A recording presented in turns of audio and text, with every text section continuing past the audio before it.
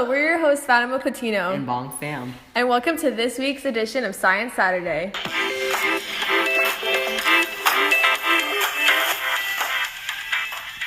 So I was at the dentist the other day, just dreading to hear the results from the dentist, and I was pleasantly surprised to see that I didn't have any cavities. Haha, do you not brush your teeth or anything? Of course I do, let's get this straight. I'm extremely hygienic, but it's a struggle for me not to get cavities. Bet. Honestly, but anyways, naturally I wanted to know how the sorcery had been done. The dentist gave me some interesting news. What's that? The county has actually decided to put sodium fluoride in tap water. Isn't that already in toothpaste? Yeah, but just imagine, you're low-key brushing your teeth every time you drink water. That's actually pretty neat, but is it safe? After my visit to the dentist, I was so intrigued by sodium fluoride that I decided to do a bit more research. Let's analyze this compound from its atomic and elemental properties to modern day use. Yeah, I think that'll definitely help the public understand it better. It's pretty obvious to tell what sodium fluoride is made of. Bet. Is it carbon and krypton? I hope you're kidding. Yeah, I was. If you thought sodium and fluorine, then you have basic common sense. Sodium is a part of the alkali metals family, while fluorine is a part of the halogens. For any of you who might have completely zoned out in chem class, here's a quick description of where these elements are on the periodic table. In Sam Keene's book, The Disappearing Spoon, he compares the periodic table to a castle with taller towers on each side. The column to the very left of the table is alkali metals. They have only one valence electron. Hey Bong, I was asking my friend if he had any good jokes about sodium, and you know what he said? What? Nah. Oh wow, that was something. Okay, don't act like you didn't like it. But moving on, the column second to last on the right side are the halogens. They have 7 valence electrons. Elements from these two families are very reactive, especially with members of the opposite family. Hey Fatima, why is that so? Atoms of elements try to complete something called the octet rule. It basically means that atoms want to have 8 valence electrons in its outer shell. So, to have the last shell filled in the right. Now, you don't have to be a math expert to know exactly what 7 plus 1 is, 8. So, an alkali metal can give its 1 valence electron to a halogen and give a halogen a complete outer shell, as well as take away the extra outlier in the alkali metal's electrons. Both of these elements would be happy since their outer shells are complete. You could say elements in these families were just made to fall in love and complete each other. The halogens are nonmetals with some qualities like being brittle solids or gases, dull, no luster, low melting and boiling points, poor conductors, gain valence electrons. Alkali metals are... Oh, let me guess. Metals. Wow, what a psychic. But yes, metals' characteristics are exact opposites of the halogen families. High boiling and melting points, high densities, good conductors of heat and electricity, they're hard and shiny, malleable, ductile, and they lose electrons. What's important to note here is that elements in a family have similar properties because they all have the same number of valence electrons. This characteristic was very important in the development of the periodic table because scientists searching for these missing elements in the table knew what attributes to look for. Yeah, so for example, the element beneath fluorine, chlorine, would also have 7 valence electrons in its outer shell, and it's a gas. Scientists could actually predict and confirm that that element existed.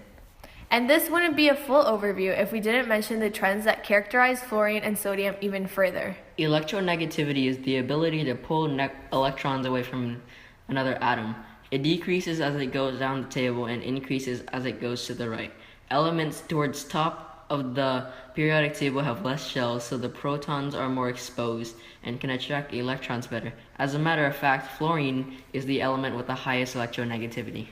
Ionization energy is the energy an atom has to put in to pull electrons away from another atom, and it actually goes alongside electronegativity. It decreases as you go down, but it increases as you go right. Miss Kennedy, a chemistry teacher at Peachtree Ridge High School, came up with a clever analogy for this. So think Halloween candy. If you have candy that you don't like, it won't take as much effort for someone to convince you to give them your candy. However, if you only have a little bit of your favorite candy, it would take a lot more for someone to take it from you. Honestly, just eat all the candy. I mean, we have sodium fluoride in water. It's gonna be okay. True. Atomic radius increases as it goes down and decreases as it goes to the right, so the atomic radius of sodium is larger. Reactivity increases as it goes down for metals, but it decreases as it goes down for nonmetals. And this is impacted by its ionization energy and electronegativity. When elements from our families make compounds, they are formed through ionic bonds. Those are simply bonds between metals and nonmetals, as stated in Britannica. Alkali metals react vigorously with halogens to produce salts, the most industrially important of which are NaCl and KCl, according to the Yale Encyclopedia of Science.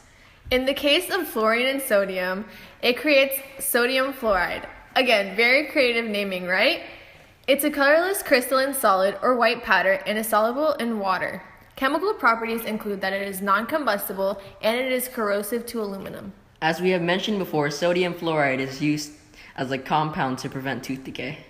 The University of Nottingham produces these periodic table videos, and call me a nerd if you want, but they are very interesting. Nerd! Hey, I learned that the enamel on your teeth is made up of a compound of calcium called apatite. Hold up, something in your mouth is called apatite? Yes, haha. I wonder if that's why we're craving food all the time. Wait, really? No, your enamel has no relation to having an actual food appetite. Let's get that straight. But anyways, the apatite dissolves pretty easily in acids, which most of our foods have. Like the Halloween candy we were talking about before. Halloween. Yes. Yep. Yeah, so when you brush your teeth with that sodium fluoride, some fluoride bonds with that apatite and makes fluoroapatite that is much more resistant to dissolving. With that evidence, I'd support fluoride in my water. Yeah, you'd think that's pretty convincing, but since the 1940s, when fluoride was first introduced to water, there has actually been an ongoing debate whether it's safe or not. We read an article about it from the Washington Post that did an excellent job of breaking it down. Water fluoridation is endorsed by the American Medical Association, the American Dental Association, and the CDC. It's not hard to see why. If you were a salesman for fluoride, you would have walked away with a good amount of money right now. I'm sold that fluoride in our water is a positive thing. You'd think so, but the opposing side believes that fluoridation is an unethical form of mass medication without each individual's consent or knowledge. That's some next level government conspiracy right there. By putting fluoride in drinking water, the dosage can't be controlled since some people drink much more water than others. This is a tough one, guys. Sodium and fluoride are some simple parts of the periodic table, yet their atomic structure, qualities, and bonds have made them something pretty important that, believe it or not, you deal with every day. So what's your opinion, guys? Share your thoughts with us in the comments. Now get ready to sink your teeth into this great joke. Oh no. Now you need to brace yourself. It's why? hilarious. So you won't be looking down in the mouth after hearing it. What do you call two dentists that live on the two opposite sides of the world? What? Molar opposites. Oh my. Yeah. My dentist would kick me out of his office if I said that. What? Come on, that was pretty good. Okay, 3 out of 5 stars.